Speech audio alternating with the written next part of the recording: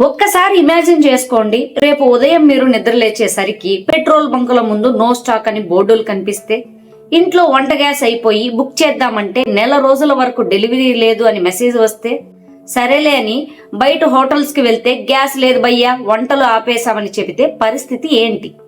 ఇది ఇమాజినేషన్ కాదు, ప్రెసెంట్ ఇండియాలో చాలా చోట్ల కళ్ల ముందు కనిపిస్తున్న రియాలిటీ. పెట్రోల్ డీజిల్ బాగానే దొరుకుతున్నప్పుడు సడన్ గా ఈ వంట గ్యాస్ కి ఎందుకింత షార్టేజ్ వచ్చింది? దీనికి రీజన్ ఎక్కడో మిడిల్ ఈస్ట్ లో జరుగుతున్న భయంకరమైన యుద్ధం. అసలు వాళ్ళెక్కడో కొట్టుకుంటూ ఉంటే ఇండియాలో ఉన్న మనకెందుకు ఈ కష్టాలు వచ్చాయి? దీనంతటికి మెయిన్ రీజన్ వరల్డ్ మ్యాప్ లో ఒక చిన్న గీతలా కనిపించే ఒకే ఒక సముద్రపు దారి, అదే హర్మోజ్ జలసంధి. ఆ దారిని ఇరాన్ మూసేయడం వల్లే ఈ ప్రాబ్లం అంతా. కానీ ఇక్కడే మన ఇండియా పవర్ ఏంటో ప్రపంచానికి తెలిసొచ్చింది. ప్రపంచ దేశాల షిప్పులన్నిటినీ ఆపేసిన ఇరాన్ మన ఇండియన్ షిప్పుల కోసం మాత్రం ఆ దారిని ఓపెన్ చేసి మన గ్యాస్ ని, ఆయిల్ ని పంపించింది. నమస్తే friends, welcome to Telugu life lessons. ఈ రోజు వీడియోలో ఈ హర్మూజ్ జలసంధి వెనుక ఉన్న అసలు మిస్టరీ ఏంటి, ఇరాన్ మనకు దారి ఎందుకు ఇచ్చింది, దీనివల్ల ఫ్యూచర్ లో గ్లోబల్ ఎకనామీకి రాబోయే డేంజర్ ఏంటి అనేది చాలా క్లియర్ గా తెలుసుకుందాం. వీడియో స్కిప్ చేయకుండా ఎండ్ వరకు చూడండి. అలాగే వీడియోలోకి వెళ్లే ముందు మన ఛానల్ ని సబ్స్క్రైబ్ చేసుకోవడం అస్సలు మర్చిపోకండి. అసలు ఏంటి ఈ హర్మోజ్ జలసంధి అంటారా?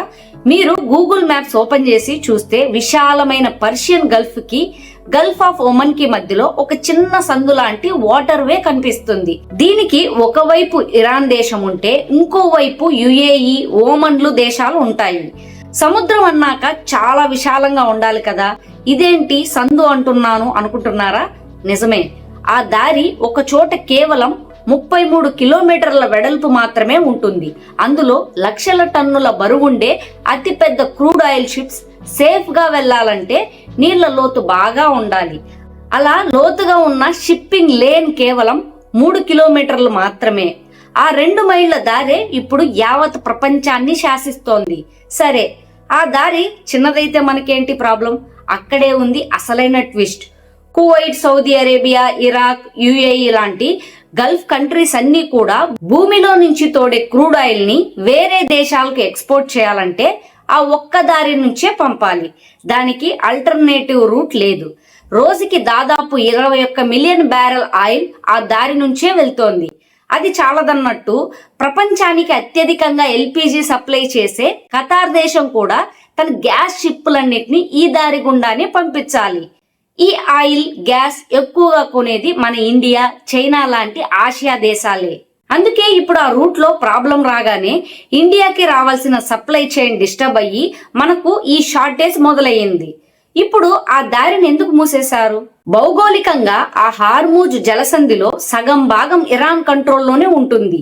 ముందు మనం మాట్లాడుకున్న ఆ 3 కిలోమీటర్ల సేఫ్ దారి కరెక్ట్ గా ఇరాన్ బోర్డర్ లోకే వస్తుంది. ఎవరైనా తమ మీద అటాక్స్ చేస్తే మేము హార్మూజ్ జలసంధిని బ్లాక్ చేస్తాం అని ఇరాన్ బెదిరిస్తూ ఉంటుంది. దీన్నే జియో పాలిటిక్స్ లో చోక్ పాయింట్ అంటారు. అంటే ఎవరైనా మన గొంతు పట్టుకొని గట్టిగా నులిమేస్తే ఊపిరి ఆడక ఎలా గిలగిలా కొట్టుకుంటామో ఆ దారిని క్లోజ్ చేస్తే ప్రపంచ దేశాలు అలా గిలగిలా కొట్టుకుంటాయన్నమాట. ఇప్పుడు ఇజ్రాయెల్ ఇరాన్ వార్ పీక్స్ కి వెళ్లడంతో ఇరాన్ అదే చేస్తుంది. అక్కడ తన మిలిటరీని మోహరించి ఏ దేశపు షిప్ వచ్చినా సరే ఆపేసి లోపలికి వెళ్లి చెక్ చేస్తుంది. ఇజ్రాయెల్ కు గాని, అమెరికాకు గాని చిన్న లింక్ ఉన్నా సరే ఆ నౌకలను సీజ్ చేస్తుంది. కానీ ఇక్కడే ఒక అద్భుతం జరిగింది. ప్రపంచ దేశాల షిప్స్ అన్ని ఆ దారిలో వెళ్లడానికి భయపడి ఆగిపోతే మన ఇండియాకి రావాల్సిన ఆయిల్ ట్యాంకర్లు, గ్యాస్ షిప్స్ కోసం ఇరాన్ స్వయంగా దారి ఇచ్చింది. ఇది మన ఇండియన్ డిప్లొమసీ సాధించిన అతి పెద్ద విజయం. ఎందుకంటే మన ఇండియా ఎప్పుడు ఏ ఒక్క దేశానికి సపోర్ట్ చేయకుండా న్యూట్రల్ స్టాండ్ తీసుకుంటుంది. మనకు అమెరికాతో ఎంత మంచి రిలేషన్స్ ఉన్నాయో ఇరాన్ తో కూడా అంతే స్ట్రాంగ్ ట్రేడ్ రిలేషన్స్ ఉన్నాయి. మన వాళ్లతో పెట్టుకుంటే ఫ్యూచర్ లో తమకే నష్టం అని తెలిసిన ఇరాన్ కావాలనే మన దేశానికి సంబంధించిన గ్యాస్ మరియు క్రూడ్ ఆయిల్ షిప్పులకు సేఫ్ ప్యాసేజ్ ఇచ్చి మరీ ఇండియాకు పంపించింది.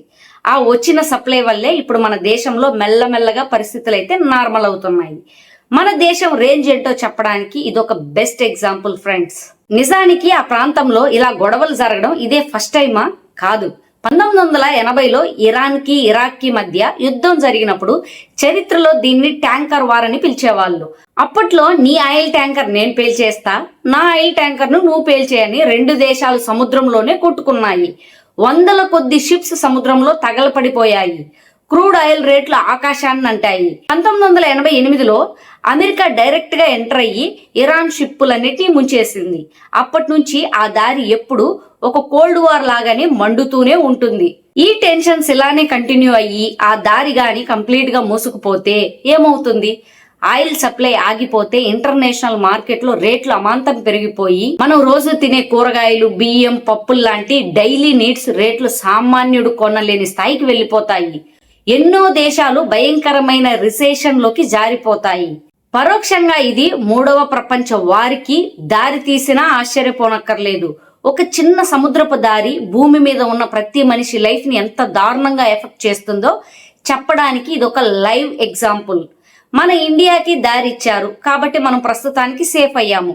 కానీ గ్లోబల్ మార్కెట్ లో వచ్చే మార్పులు మనల్ని కూడా ఎఫెక్ట్ చేస్తాయి. మరి దీని గురించి మీరేమనుకుంటున్నారు?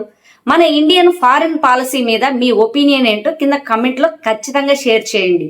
ఈ వీడియో మీకు ఇన్ఫర్మేటివ్ గా ఉందనిపిస్తే వెంటనే లైక్ చేయండి. మీ ఫ్రెండ్స్ అండ్ ఫ్యామిలీ మెంబర్స్ కి ఈ వీడియోని షేర్ చేయండి. మన దేశం పవర్ ఏంటో వాళ్ళకు కూడా తెలియచేయండి. ఇలాంటి మరెన్నో ఎడ్యుకేషనల్ వీడియోస్ కోసం మన తెలుగు లైఫ్ లెసన్స్ ఛానల్ ని ఇప్పుడే సబ్స్క్రైబ్ చేసుకుని ఆ పక్కనే ఉన్న బెల్ ఐకాన్ని గట్టిగా కొట్టండి. మళ్ళీ నెక్స్ట్ వీడియోలో మళ్ళీ కలుద్దాం. జై హింద్.